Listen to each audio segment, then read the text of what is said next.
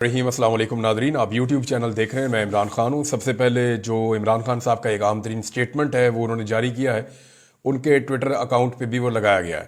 عمران خان صاحب کے Twitter account پہ آپ کو پتہ ہے کہ کافی دنوں سے اعتراض ہو رہا ہے اور ان کے ٹویٹر اکاؤنٹ کو کنٹروورشل کرنے کی کوشش بھی کی جا رہی ہے، کیونکہ اس کی ایکسیس بہت زیادہ ہے اور یہ عمران خان صاحب کا ایک ایسا ویپن ہے جو ان کے جیل میں ہونے کے باوجود ان کے کام آ رہا ہے۔ سوشل میڈیا کے ویسے ہی سارے پیچھے پڑے ہوئے، پی ٹی آئی نے بھی ایک بہت بڑی تیاری کی ہے، بعد میں آپ کو بتاتا ہوں، لیکن پہلے عمران خان صاحب نے جو سٹیٹمنٹ دیا یہ غور سے سننے والا ہے، کیونکہ یہ سٹیٹمنٹ انہوں نے اس وقت دیا جب انہیں ایک اور مقدمے میں ان کے حوالے سے فیصلہ محفوظ کیا گیا ہے، اور مقدمہ ہے القادر یونیورسٹی کا، جسے مشہور کیا گیا ہے 190 ملین پاؤنڈ کے ایک کیس کے ساتھ۔ یعنی ایسا شو کیا جاتا ہے جیسے 190 ملین پاؤنڈ عمران خان یا بشرا بی بی اپنے گھر لے گئے اور یہ پیسہ ان کے پاس ہے۔ اس کیس کی حقیقت آپ کو میں بتاتا ہوں سادہ لفظوں میں، لیکن پہلے سٹیٹمنٹ آپ عمران خان صاحب کا دیکھیے۔ اس موقع پر جب ان کا فیصلہ محفوظ ہے، جس وقت لیڈر نارملی اپنے آپ کو نرم کر لیتے ہیں، وہ یہ سوچتے ہیں کہ فیصلہ محفوظ ہے، اور ہمیں یہ پتہ ہے سب کو پاکستان میں کہ فیصلہ کہاں محفوظ ہے، اور ہمیں یہ پتہ ہے کہ وہ فیصلہ کس طریقے سے آتا ہے۔ تو اس وقت تو سارے بیچارے بھاگ دوڑ کر رہے ہوتے ہیں، اس کو منا لو، اس کو منا لو، اس کی منت کر لو، اپنے آپ کو ڈاؤن کر لو، کچھ نہ کچھ کر کے فیصلہ اپنے حق میں کروا لو۔ لیکن عمران خان پاکستان کی تاریخ کا وہ واحد لیڈر ہے جو اپنا موقف تبدیل نہیں کرتا۔ عمران خان نے کہا تھا اکیلا بھی رہ جاؤں گا تو نہیں چھوڑوں گا، اس نے کہا تھا کہ میں آپ کا پیچھا کروں گا اور جب تک زندہ ہوں آپ کا مقابلہ کروں گا، چاہے آپ سارے اکٹھے ہو جائیں، اور پھر ہم نے وہ ہوتے ہوئے بھی دیکھا۔ سٹیٹمنٹ ذرا آپ سن لیں۔ انہوں نے کہا کہ میں نے حکومت سے 2 مطالبات کیے تھے۔ نمبر 1، انڈر ٹرائل سیاسی قیدیوں کی رہائی۔ نمبر 2، 9 مئی اور 26 نومبر کے واقعات کی شفاف تحقیقات کے لیے جوڈیشل کمیشن کا قیام۔ یہ دونوں مطالبات جائز ہیں، اور اگر حکومت ان پر اتوار کے روز تک کوئی عمل درآمد نہیں کرتی تو سول نافرمانی کی تحریک کے پہلے مرحلے ترسیل زر کے بائیکاٹ، یعنی جو ریمیٹنسز باہر سے اوورسیز پاکستانی پیسہ بھیجتے ہیں ان کے بائیکاٹ کا آغاز کر دیا جائے گا۔ ہم اس سلسلے میں بیرون ملک مقیم پاکستانیوں سے اپیل کریں گے کہ پاکستان کے حالات آپ کے سامنے ہیں، ملک میں جمہوریت، عدلیہ اور میڈیا کا گلا گھونٹ دیا گیا ہے اور ہر طرف جبر اور فسطائیت کا دور جاری ہے، لہذا ترسیلات زر کے بائیکاٹ کا آغاز کریں۔ 26 نومبر اور 8 فروری کو جس طرح تحریک انصاف کے کارکنان نے ہمت اور جواں مردی کے ساتھ جبر کا مقابلہ کیا، اس کی دنیا میں کوئی مثال نہیں ملتی۔ 1971 میں عوامی لیگ کے بعد تحریک انصاف دوسری جماعت ہے جسے اس قسم کے ریاستی جبر کا سامنا کرنا پڑا، لیکن اس کے باوجود انتخابات میں تاریخی جیت حاصل کر کے اور 26 نومبر تک مسلسل جد و جہد جاری رکھ کر تحریک انصاف نے تاریخ رقم کر دی ہے۔ 26 نومبر پاکستان کی تاریخ کا سیاہ ترین دن ہے۔ اس دن نہتے لوگوں پر سنائپرز کے ذریعے فائرنگ کی گئی، جوان لوگوں کو زخمی اور شہید کیا گیا، کئی افراد 3 ہفتے سے غائب ہیں۔ گمشدہ افراد کو ڈھونڈنا حکومت کی ذمہ داری ہوتی ہے۔ حکومت جواب دے کہ اتنے افراد کہاں غائب ہیں۔ ہمارے لوگوں نے جمہوریت کے لیے قربانیاں دی ہیں۔ میں بیرسٹر گوہر سمیت اپنی پارلیمانی پارٹی کو ہدایت دیتا ہوں کہ ان افراد کے لیے اسمبلی میں آواز بلند کریں۔ یہ ممکن نہیں کہ ملک میں خون کی ہولی کھیلی جائے اور پارلیمان معمول کے مطابق چلتی رہے۔ جب تک میں زندہ ہوں ان افراد کے قتل عام کی تحقیقات کے لیے جدوجہد کروں گا اور ان کو انصاف دلوائے بغیر چین نہیں لوں گا۔ جو لوگ شہید ہوئے ان کے لواحقین صدمے میں ہیں۔ میں خود فائرنگ کی خبر سن کر شدید اذیت کا شکار رہا اور نیند کی گولی کھانے کے باوجود نہتی عوام پر تشدد کے کرب سے سو نہیں پایا۔ جن لوگوں نے ایک کھڑکی، ایک پتا تک نہیں توڑا، ان پر سیدھے فائر مارے گئے۔ ہمارے لوگ بالکل پرامن تھے، قومی ترانہ پڑھتے، فوجیوں کو گلے لگانے والے لوگوں پر فائرنگ کی گئی اور انہیں بے دردی سے قتل کیا گیا۔ ایسا یحییٰ خان نے 25 مارچ 1971 کو بنگالی عوام کے ساتھ کیا تھا۔ اس کے علاوہ ملک میں کسی پارٹی کے ساتھ ایسا سلوک نہیں کیا گیا۔ میں جب تک زندہ ہوں 26 نومبر کو بھولنے نہیں دوں گا۔ تحریک انصاف کی جانب سے مذاکرات کرنے کی پیشکش کا مذاق اڑایا گیا اور یہ تاثر دیا گیا کہ ہم نے گھٹنے ٹیک دیے ہیں۔ مذاکرات کی پیشکش اور سول نافرمانی کی تحریک مؤخر کرنے کی بات ملک کے وسیع تر مفاد میں کی تھی۔ حکومت اگر اس میں دلچسپی نہیں رکھتی تو ہم نے بھی مذاکرات کے لیے حکومت کی کن پٹی پر بندوق تو نہیں رکھی۔ ہماری مذاکرات کی پیشکش کو ہماری کمزوری ہرگز نہ سمجھا جائے۔ اب بھی اگر حکومت چاہتی ہے کہ سول نافرمانی کی تحریک شروع نہ ہو تو ہمارے دونوں مطالبات پر ہم سے رابطہ کیا جائے۔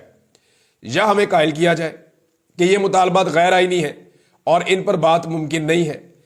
جیل میں ملاقات کے لیے مذاکراتی ٹیم کو دعوت دے دی ہے۔ یہ عمران خان صاحب نے ایک اور ایکٹیویٹی کی ہے، میں آگے ایک اور خبر ہے بتاتا ہوں میں ابھی، اور ان کے نام بھی دے دیے ہیں۔ اب دیکھنا یہ بھی ہے کہ حکومت ان کو ملاقات کی اجازت دیتی ہے یا نہیں دیتی۔ حکومت بار بار جو الزام لگاتی ہے کہ سول نافرمانی کی تحریک میں ملک کو نشانہ بنایا جا رہا ہے، تو یہ یاد رکھیں کہ یہ ملک کو نہیں، اس بوگس پارلیمنٹ، بوگس انتخابات کے نتیجے میں بنی اسمبلی اور سینٹ کو نشانہ بنایا جا رہا ہے۔ یہ حکومت لوگوں کے ووٹوں سے نہیں بلکہ سازش سے بنی ہے۔ جنرل باجوہ نے ہماری منتخب حکومت کے خلاف سازش کی اور پاکستان کو 42 ارب ڈالرز کا نقصان پہنچایا۔ اس حکومت نے آئی ٹی انڈسٹری اور دیگر شعبوں کو بے انتہا نقصان پہنچایا ہے، جس کی وجہ سے عوام اس حکومت سے بددل ہے۔ معیشت تباہ حال ہے اور کاروباری طبقہ اور سرمایہ دار اپنا پیسہ بیرون ملک ٹرانسفر کر رہے ہیں۔ یہ جی عمران خان صاحب کا سٹیٹمنٹ ہے، اور جو ڈیولپمنٹ ہے وہ میں آپ کے سامنے رکھ دیتا ہوں۔ عمران خان صاحب نے فوری طور پہ اپنی پارٹی کے لوگوں کو بلوایا ہے، خاص طور پہ وہ لوگ جو مذاکراتی ٹیم کے ممبر ہیں، اور یہ بڑا اہم عمران خان صاحب نے قدم اٹھایا۔ دیکھیں، اگر تو حکومت ملاقات کی اجازت دیتی ہے اور ان لوگوں کو اڈیالہ جیل میں عمران خان صاحب سے ملاقات کرنے دیتی ہے، تو اس کا مطلب یہ ہے کہ مذاکرات کے بارے میں جو حکومتی بیانات ہیں یا حکومت یا اسٹیبلشمنٹ ہے وہ یہ چاہتے ہیں کہ مذاکرات ہوں اور عمران خان صاحب کے ساتھ بیٹھ کر ٹیبل پہ بات ہو۔ اور اگر وہ یہ ملاقات روکتے ہیں تو اس کا سادہ سادہ مطلب یہ ہے کہ وہ دونوں مذاکرات نہیں چاہتے، صرف مذاکرات کو عمران خان صاحب کی بدنامی کے لیے اور اس لیے استعمال کر رہے ہیں کہ یہ کہا جائے کہ عمران خان ایک جمہوری آدمی نہیں ہے، وہ بیٹھ کر بات کرنے میں یقین ہی نہیں رکھتا، لہٰذا وہ ملاقات نہیں کرنے دیں گے۔ اب یہ ایک ٹیسٹ ہے جو عمران خان صاحب نے ان کے سامنے رکھ دیا ہے۔ عمران خان نے تمام 7 ارکان کو اڈیالہ جیل میں طلب کیا ہے۔ مذاکراتی کمیٹی میں اپوزیشن لیڈر عمر ایوب خان ہے، وزیر اعلیٰ خیبر پختونخوا اسد کیسر ہے، حامد خان ہے، ایڈوکیٹ سلمان اکرم راجہ ہیں، علامہ راجہ ناصر عباس صاحب ہیں اور حامد رضا خان صاحب ہیں۔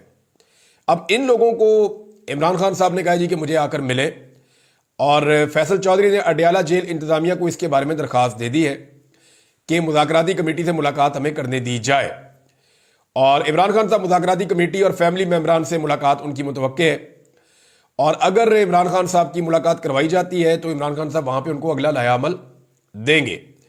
2 مطالبات پورے کرنے کے لیے اتوار تک کا الٹیمیٹم دیتے ہوئے عمران خان صاحب نے کہا تھا کہ اس کے بعد پھر سول نافرمانی کی تحریک کا میں اعلان کروں گا۔ حکومت نے اگر اس معاملے سے نمٹنا ہے تو یہ مذاکرات کروائیں، ملاقات کروائیں، اور وہ باہر کسی سلوشن کے ساتھ آئیں، حکومت کے ساتھ بیٹھ کر بات کریں تو چیزیں حل ہو سکتی ہیں۔ لیکن یہاں عمر ایوب صاحب کا ایک سٹیٹمنٹ آپ کو دیکھنا پڑے گا، اور عمر ایوب صاحب نے کہا کہ حکومت کو مذاکرات میں کوئی دلچسپی نہیں، عمران خان نے مذاکراتی کمیٹی تشکیل دی ہے اور ہمیں مذاکرات کے لیے کسی کے پاس نہیں جانا، اگر کسی کو مذاکرات کرنے ہیں تو کریں ورنہ نہ کریں۔ اب یہ پاکستان تحریک انصاف کا موڈ ہے، یعنی یہاں سے جو سینئر ہیں وہ عمر ایوب صاحب ہیں، اور ان کا موڈ آپ کو آئیڈیا ہو رہا ہے کہ اگر حکومت مذاکرات نہیں کرنا چاہتی تو پھر نہ کرے۔ دوسری جانب پہ عمران خان صاحب نے اپنی کمپین کو اپنے ہاتھ میں لینے کا فیصلہ کر دیا ہے۔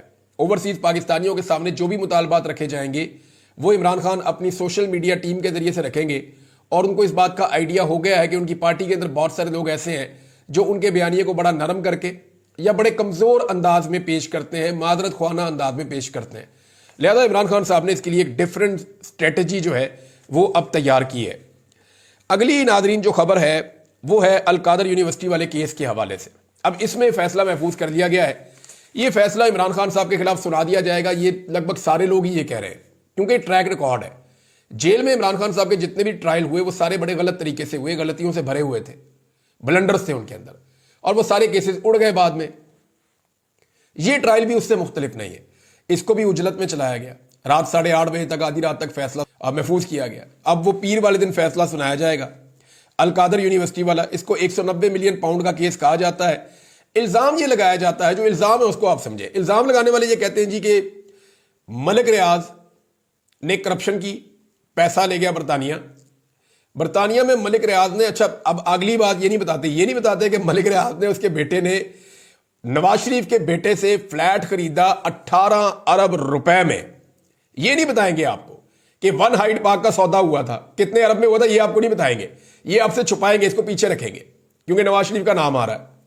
بعد میں وہ پیسہ وہاں پہ این سی اے جو نیشنل کرائم ایجنسی ہے برطانیہ کی, انہوں نے وہ پیسہ جو ہے وہ ہولڈ کر دیا.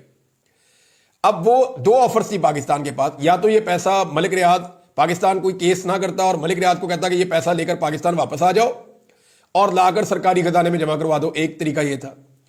دوسرا یہ تھا کہ پاکستان یہ کرتا کہ برطانیہ کو کہتا پیسہ اپنے پاس ہولڈ رکھے, ہم کیس کرنے لگے, یہ آدمی کرپشن سے پیسہ لے کر گیا ہے یہاں سے, اور وہ ثابت کرنے میں 4-5-6 سال لگ جانے تھے, یہ پیسہ واپس پتہ نہیں آنا تھا یا نہیں آنا تھا.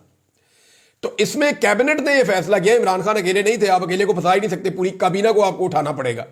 اس میں آپ اسد عمر کابینہ کا حصہ تھے, بہت سارے اس وقت وہ لوگ جو آج حکومت کے ساتھ بیٹھے ہوئے وہ کابینہ کا حصہ تھے, وہ سارے بھی پھنستے.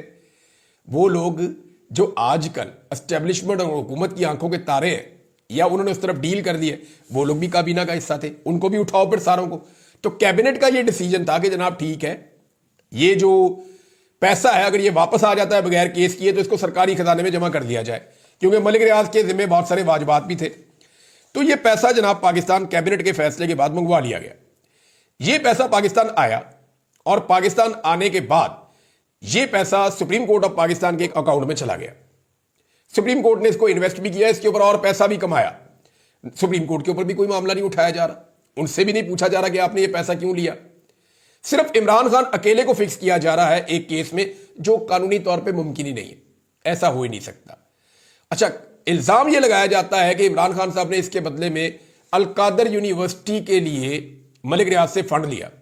عمران خان نے آج تک بڑے بڑے ادارے بنائے ہیں, ملک ریاض فنڈ نہ بھی کرے تو وہ بنا سکتا ہے.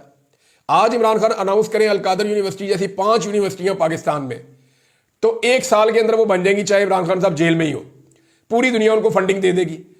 تو ملک ریاض نے اگر فنڈنگ دی ہے تو وہ ایک نیک کام کے لیے دی ہے, اور بے شمار اور لوگ بھی فنڈنگ دیتے ہیں. اب وہ جو پیسہ آ رہا ہے وہ کہاں سے کما رہے ہیں فنڈنگ دینے کے لیے, اس کا حساب تو کسی قانون میں دینا نہیں پڑتا. اور بے شمار ایسے لوگ ہیں جو شوکت خانم کو فنڈنگ کرتے ہیں, نوبل یونیورسٹی کو فنڈنگ کرتے ہیں, دیگر اداروں کو, جماعت اسلامی کو فنڈنگ کرتے ہیں, بہت سارے ادارے عیدی کو فنڈنگ کرتے ہیں, عالمی سطح پہ اور ادارے ہیں ان کو بھی فنڈنگ کی جاتی ہے. تو یہ جو ہے عمران خان صاحب نے ایک خیراتی یونیورسٹی بنائی. عمران خان صاحب خود کہہ چکے ہیں, اور انہوں نے یہ بتایا کہ 2021 میں نیب نے اس کے اوپر ایک باقاعدہ انکوائری کی تھی, اور انکوائری کر کے ایک میٹنگ میں تمام لوگ بیٹھے تھے سینئر, اور انہوں نے اس کیس کو بند کر دیا تھا کہ یہ کیس بنتا ہی نہیں ہے. جو نیب کا اگلا آفیسر آیا چیئرمین, اس کو کہا گیا, اس نے کہا یہ بنتا ہی نہیں ہے. پھر اپنا بندہ لایا گیا, اور اس کے ذریعے سے جو ابھی چیئرمین ہے اس کے ذریعے سے عمران خان کے خلاف یہ کیس بنایا گیا ہے. نیب کے اندر یہ اصول ہے کہ ایک انکوائری بند ہو جائے تو دوبارہ نہیں کھلتی, لیکن اس کو دوبارہ کھولا گیا ہے عمران خان صاحب کو فکس کرنے کے لیے. ایک چیز اور بھی ہے اس میں, اور یہ ہم سب کو یاد رکھنی پڑے گی کہ نیب میں تب تک آپ کسی پہ کیس ہی نہیں کر سکتے جب تک کہ آپ پرسنل فائنینشل گین ثابت نہیں کر دیتے. یعنی آپ کو کم سے کم یہ ایلیگیشن لگانا پڑے گا کہ اس آدمی نے یہ فائدہ یا مفاد حاصل کیا.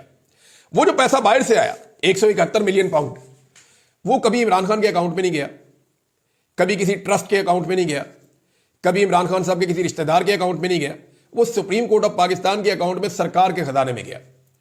عمران خان کا اس سے کوئی لینا دینا نہیں تھا. تو عمران خان اس کے لیے بینیفیشری کیسے ہوا؟ اب وہ جو ٹرسٹ بنا ہوا ہے دوسرا, جس کے اندر ایک یونیورسٹی چل رہی ہے, اس کا بھی عمران خان سے کوئی لنک نہیں ہے. اس کا 1% بھی بینیفٹ یا مالی فائدہ نہ عمران خان کو ہے, نہ ان کے خاندان کو ہے, نہ کسی جاننے والے کو ہے. اس کا فائدہ ہو رہا ہے جو بچے وہاں پہ پڑھ رہے ہیں. تو ایک خیراتی ادارہ بنانے کے لیے کیا کوئی آدمی کرپشن کرے گا؟ میری سوچ سے یہ بات باہر ہے, لیکن عمران خان صاحب کو اس میں سزا ہونی ہے. یہ عمران خان صاحب کو بھی پتا ہے اور پورے پاکستان کو پتا ہے, کیونکہ یہ ٹریک ریکارڈ ہے. پاکستان تحریک انصاف نے ناظرین ایک نیا کام شروع کیا. پاکستان تحریک انصاف کا جو سوشل میڈیا نا, وہ اس وقت مین ٹارگٹ ہے, اس کو پوائنٹ بلینک پہ رکھا ہوا کہ اس کو فنش کر دو. اور اس کے لیے جو ہے پاکستان تحریک انصاف کے اپنے اندر سے بھی آوازیں اٹھتی ہیں, باہر سے بھی آوازیں اٹھتی ہیں. ہر جانب سے کوشش کی جا رہی ہے کہ عمران خان صاحب کی جو واحد طاقت ہے سوشل میڈیا, اس کو ختم کر دیا جائے. عمران خان صاحب کو ان کا اثر ختم ہو جائے گا. میں نے آپ کو کئی دفعہ کہا کہ اوورسیز پاکستانی اور سوشل میڈیا, اوورسیز پاکستانی تو ڈٹ کے کھڑے ہیں اور ان کو سپورٹ ملتی ہے سوشل میڈیا پہ, اور وہ اپنا کام تیزی سے کر رہے ہیں. سوشل میڈیا کو کنٹرول کریں تو کافی حد تک اوورسیز پاکستانیوں کو بھی کنٹرول کیا جا سکتا ہے. پاکستان میں تو سوشل میڈیا کو بین کر دیا جاتا ہے, لیکن باہر کر نہیں سکتے آپ. ان ویب سائٹس کو آپ بند نہیں کر سکتے, اپلیکیشنز کو آپ چھین نہیں سکتے لوگوں سے. تو اب ہو یہ رہا ہے کہ تحریک انصاف نے پاکستان میں اپنے سوشل میڈیا کو مزید متحرک کرنے کا فیصلہ کیا, اور تحریک انصاف کا سوشل میڈیا جتنا بڑا آج ہے اس کا 10% بھی پاکستان کا کوئی مقابلہ کرنے والا سوشل میڈیا نہیں ہے. ایون اسٹیبلشمنٹ نے بہت خرچہ کیا, کچھ نہیں کر سکی. پولیٹیکل پارٹیوں نے پیسے خرچ کے باہر سے ایکسپرٹ بلا کے سب کر کے دیکھ لیا, پی ٹی آئی کے سوشل میڈیا کا مقابلہ نہیں کر سکے. لیکن اب پاکستان تحریک انصاف کا سوشل میڈیا کئی گنا تگڑا ہونے جا رہا ہے. انہوں نے اس کے اوپر ایک پلاننگ شروع کی ہے, اور وہ یہ کہہ رہے ہیں کہ جو لوگ سوشل میڈیا کو استعمال نہیں کرتے یا نہیں کر پاتے, اب ان کو تربیت دی جائے گی اور پاکستان کے اندر سوشل میڈیا کو مزید مضبوط کیا جائے گا. ٹارگٹ انہوں نے کچھ خبروں کے مطابق بتایا کہ 50 لاکھ کا ٹارگٹ ہے کہ اتنے مزید لوگوں کو سوشل میڈیا پہ ایکٹیویٹ کیا جائے اور اسے ایک ناقابل تسخیر طاقت بنایا جائے گا. اور پی ٹی آئی کوئی طریقہ کار بنا رہی ہے کہ پیڈ وی پی اینز جو ہیں وہ تمام سوشل میڈیا یوزرز کو اور ایکٹیوسٹ کو فراہم کیے جائیں گے, اور یہ وہ سارے لوگ ہوں گے جو پاکستان تحریک انصاف کا اور عمران خان صاحب کا نیریٹو جو ہے وہ اس کو آگے لے کر چلیں گے. یعنی اب انکریج کرے گی پاکستان تحریک انصاف لوگوں کو کہ وہ سوشل میڈیا کے اوپر اپنے آپ کو زیادہ ایکٹیو کریں. امریکی پابندیوں کے حوالے سے ناظرین پاکستان کا رد عمل ہے. ذرا رد عمل تھوڑا سا میں آپ کو بتا دوں, اور پھر ایک چیز میں نے آپ کو اور بہت امپورٹنٹ بتانی. پاکستان نے امریکی پابندیوں کو متعصبانہ قرار دیا ہے, اور دفتر خارجہ نے کہا کہ نجی تجارتی کمپنیوں پر امریکی پابندیاں افسوسناک ہیں. اس اقدام سے خطے کے اسٹریٹجک استحکام پر خطرناک اثرات مرتب ہوں گے. یعنی وہ کہہ رہے ہیں کہ ہم ایک بیلنس کریٹ رکھنا چاہتے ہیں, طاقت کا ایک توازن رکھنا چاہتے ہیں, انڈیا پاکستان کا اور باقی سب کا. اگر آپ ہماری ایسی کمپنیوں کو یوں کر کے بین کریں گے تو پھر وہ استحکام جو ہے وہ نہیں رہے گا, وہ توازن طاقت کا بگڑے گا. اور ماضی میں بھی بغیر ثبوت کے محض شکوک کی بنیاد پر پابندیاں عائد کی گئی ہیں. امریکہ نے دوسرے ملکوں کو جدید ملٹری ٹیکنالوجی کی اجازت دی. دوہرے معیار سے ایٹمی ہتھیاروں کے عدم پھیلاؤ کے مقصد کو دھچکا لگتا ہے. پاکستان کی اسٹریٹجک صلاحیتوں کا مقصد اس کی خود مختاری کا دفاع ہے. اب یہ جناب پاکستان کا ایک رد عمل ہے جو میں نے آپ کو بتایا. اور دوسری جانب پاکستان پر جو پابندیاں لگی ہیں اس پہ کچھ لوگ خوش ہو رہے ہیں, کچھ لوگ ناراض ہو رہے ہیں. پاکستان تحریک انصاف کے اوپر ایک الزام یہ لگایا جاتا ہے کہ پاکستان تحریک انصاف کیوں اس بات کی حمایت کرتی ہے کہ پاکستان کو جو باہر سے پیسہ ملتا ہے یا باہر سے جو فائدہ ملتا ہے یا جو امداد ملتی ہے, پاکستان تحریک انصاف ایسا کیوں کہتی ہے کہ وہ امداد اگر بند ہو تو یہ خوش کیوں ہوتے ہیں, تو انہیں غدار ڈکلیئر کیا جاتا ہے. میں آپ کو بے نظیر بھٹو صاحبہ کا ایک سٹیٹمنٹ بتاتا ہوں جو انہوں نے دیا تھا. بے نظیر بھٹو صاحبہ نے کہا تھا, اور وہ اس بات کے اوپر انہوں نے باقاعدہ انٹرویو دیتے ہوئے زور دیا تھا اور یہ مطالبہ کیا تھا کہ پوری دنیا پاکستان کو جو امداد ملتی ہے اس کو پاکستان میں انسانی حقوق کے ساتھ اور جمہوریت کے ساتھ, جمہوریت کی بحالی کے ساتھ منسلک کر دے. یعنی دنیا اگر پاکستان کو امداد دینا چاہتی ہے تو دے, لیکن ایک شرط عائد کر دے کہ پاکستان میں جمہوریت ہوگی اور انسانی حقوق ہوں گے. اگر یہ دو چیزیں نہیں ہوں گی تو پھر آپ اپنی امداد بند کر دیں. بے نظیر نے کہا تھا کہ زیادہ تر فوجی محب وطن ہیں اور یہ جو افسران ہیں یہ ملک کا نقصان نہیں چاہتے. اگر آپ یہ امداد روکتے ہیں تو وہ اپنے ادارے اور ملک کے مفاد میں امداد کے حصول کے لیے جمہوریت کو فروغ دیں گے پاکستان میں. لیکن اگر آپ آمریت کے دوران بھی آمرانہ جو چیزیں چل رہی ہوتی ہیں, جیسے آج کل آپ چیزیں دیکھ رہے ہیں, اس کے دوران بھی اگر آپ امداد دیتے رہیں گے پاکستان کو تو پھر وہ کیوں چاہیں گے کہ پاکستان میں جمہوریت ہو. یہ بے نظیر بھٹو صاحبہ نے بہت پہلے نقطہ اٹھایا تھا, تو تب یہ جمہوری نقطہ تھا. آج کل پیپلز پارٹی والے گلے پھاڑ دیتے ہیں کہ پی ٹی آئی جو ہے وہ غدار ہو گئی.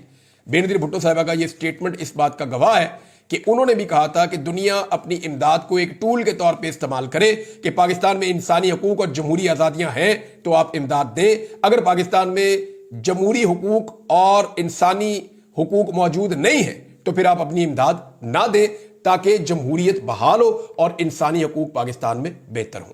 یہ بے نظیر بھٹو صاحبہ نے کہا تھا. اب ناظرین یہ کمپین سوشل میڈیا پہ لگاتار اور میڈیا کے ذریعے بھی اور مختلف لوگ چلا رہے ہیں شوکت خانم اسپتال کے خلاف, اور یہ مریم نواز کی ایک بہت بڑی خواہش ہے. نہ صرف مریم نواز کی, نواز شریف کی, ان کے بہت سارے ساتھیوں کی. انہیں یہ لگتا تھا شروع میں کہ عمران خان جو بھی ہے وہ شوکت خانم اسپتال کی وجہ سے ان کا اتنا بڑا نام بنا ہے, تو ایسا نہیں ہے. وہ ایک بہت بڑا لیڈر ہے, اس کا ایک اپنا ویژن بھی ہے, اور اس نے ثابت کیا کہ اس کی ریزیلینس بھی ہے. وہ مار کھا سکتا ہے, مقابلہ کر سکتا ہے, مشکلات کا سامنا کر سکتا ہے. اس نے یہ ثابت کیا وقت کے ساتھ. لیکن شوکت خانم پہ حملے کرنا ابھی تک انہوں نے بند نہیں کیا, کیونکہ شوکت خانم عمران خان صاحب کا ایک ایسا پہلو ہے جس کے ساتھ ان کی دلی وابستگی ہے. تو یہ عمران خان کو تکلیف دینے کے لیے شوکت خانم اسپتال کو تکلیف دیتے ہیں. تو ابھی دوبارہ سے کمپین چلائی جا رہی ہے, تو میری آپ سب سے گزارش ہے کہ اس کمپین کا جواب فنڈنگ کے ساتھ کیجئے. شوکت خانم کو میکسیمم ڈونیشنز دیجئے, جتنی آپ ڈونیشنز دے سکتے ہیں. کراچی میں شوکت خانم کا جو نیا یونٹ ہے اس کے لیے بہت سارے فنڈز پاکستان میں درکار ہے, پاکستانیوں کو, اوورسیز پاکستانیوں کو وہ فنڈز دینے چاہیے. آپ سوشل میڈیا پہ جا کے چیک کر سکتے ہیں کیسے یہ فنڈنگ کرنی ہے. 0007 کے اوپر آپ میسج کرتے ہیں تو فوری طور پہ ڈونیشن ہو جاتی ہے پاکستان کے اندر سے. تو عمران خان صاحب کی جو قید ہے اس کا نقصان غریب مریضوں کو نہیں ہونا چاہیے, کینسر کے پیشنٹس کو نہیں ہونا چاہیے. شوکت خانم کو آپ اپنی ڈونیشنز دیتے رہیں. اب تک لیتے ہیں, اپنا خیال رکھیے گا, اپنے اس چینل کا بھی. اللہ حافظ.